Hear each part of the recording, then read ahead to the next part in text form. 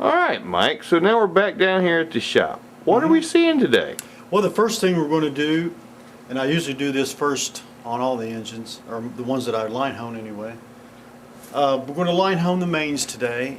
Now, just to start off, what is a line hone? Okay, the alignment of your main bearing bores, which most V8s have 5, is real critical. You want them straight in line so that your crank spins easily, and also the sizing is real important. The size determines how well the bearings fit in the block, how well they hold in the block. So a lot of the old engines, after all the use they get, the bores tend to get out of round and they get out of alignment. Okay. So what we're going to do is reestablish the center line of this for the crankshaft. Now does that reduce the torque on the crankshaft? Or, I mean, by them being out of a line, I would think? It can create some drag. Okay. In severe cases, it'll make it, like spin a main bearing. Oh, okay. That's usually pretty severe. Spun main bearings are really bad. But always a good step, though. Yeah, this is real critical, and for a lot of reasons. Of course, the fit of the crank is important, but all the other machine work we're going to do is registers off the mains. The block decking registers off the mains to get it square and straight. The boring registers off the mains, off the deck. So getting this established to start with is real important. Factories usually do a pretty good job with main bores, but over time they get out of whack, out of alignment, and the bearing will kind of wear and compensate for that over time. So if you put new bearings and a fresh crank and stuff in, then you get into a binding issue, which is not good. So I like to start out doing that first thing. Okay. Alright. So the first thing we do, of course, we got the block cleaned up and checked for cracks. Everything looked good there, and I've got it mounted here in the line hone. So I'm going to cut the caps. I'm going to cut material off the bottom of the cap and shrink the hole up approximately 5 thousandths. Now, why are you doing that? Well, what I do is after I get it 5 thousandths smaller than it should be, then I use the hone to re-hone and it gives it a back true out to the standard what it's supposed to be. So how do you shrink it up? With this cap grinder, of course.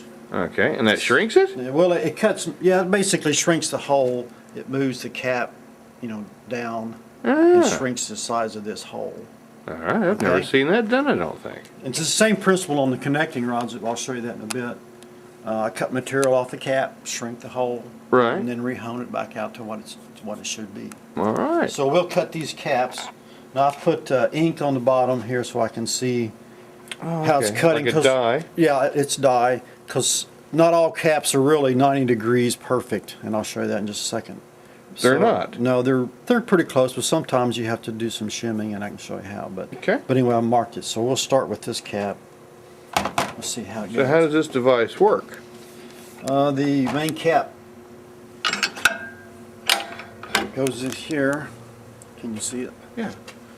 And then it tightens up against the cap. Looks like it might be out some. So once I get that snug down, this is the stone that cuts actually the bottom of the cap. Right. Okay? Gotcha. The stone moves up.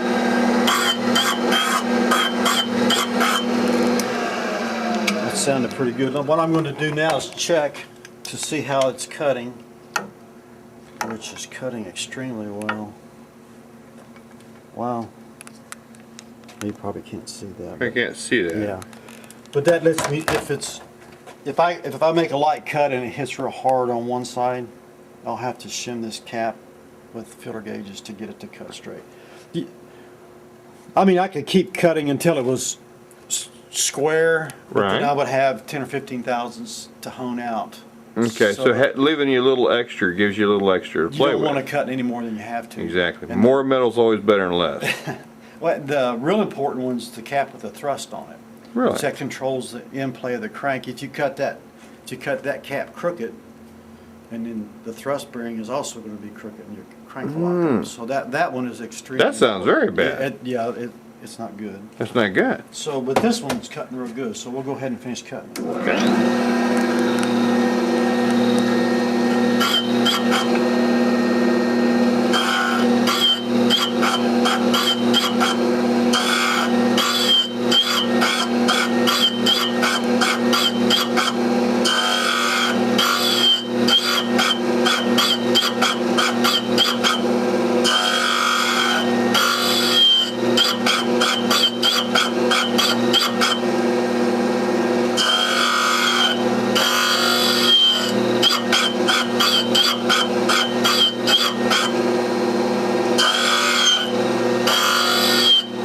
Now, Mike, I'm just going to say this is probably something I wouldn't want to try with a deck grinder. You'd be right. I'd be right, yeah. This looks very precise.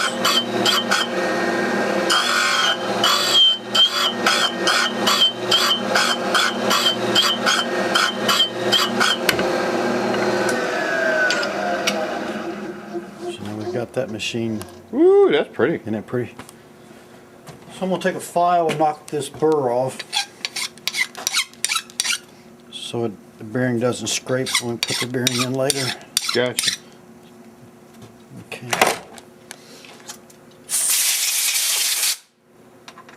And we'll torque it on the block and see how it looks.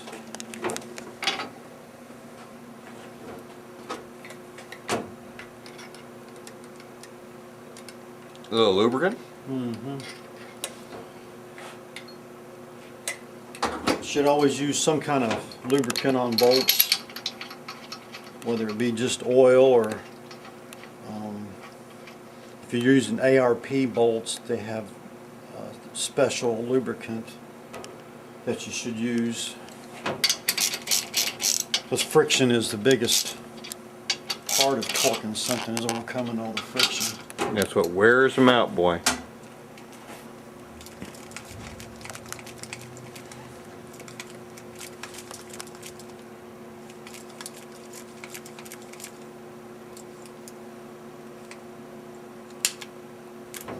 Ah, the torque wrench.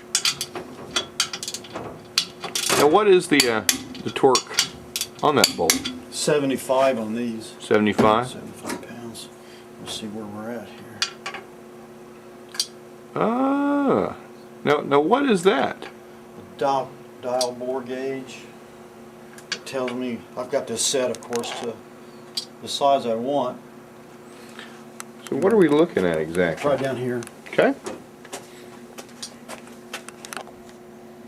Okay, so now. About 6 thousandths to come out. Ah. So Mike, what does that tool work for now? It's a dial bore gauge.